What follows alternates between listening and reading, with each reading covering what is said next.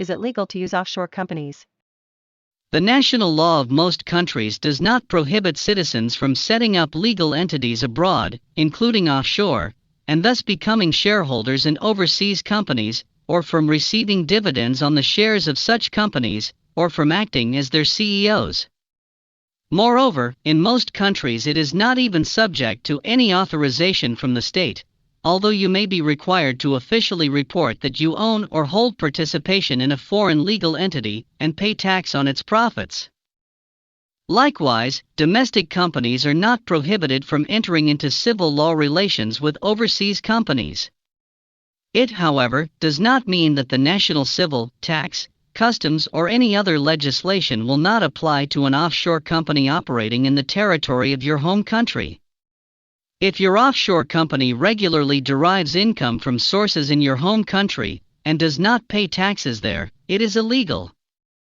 If your offshore company performs a licensable activity in your home country without a license, it is illegal. If your offshore company understates the customs value of goods imported into your home country, it is. We think you got the gist.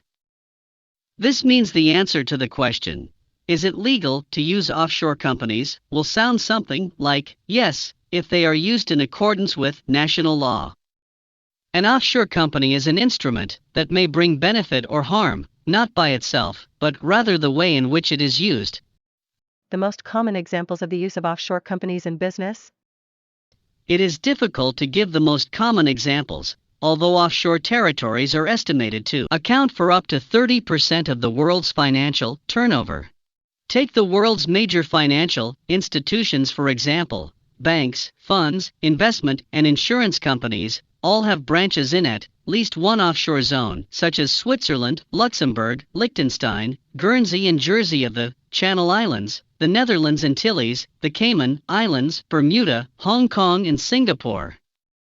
This is not surprising as these countries levy little or no tax on securities transactions.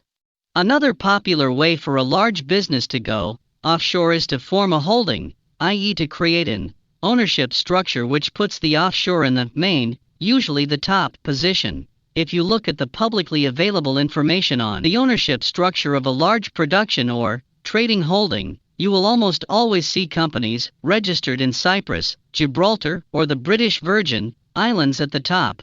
In order to get a personal feel of the presence of offshore in our lives, you would simply need to take a closer look at the goods and products you buy.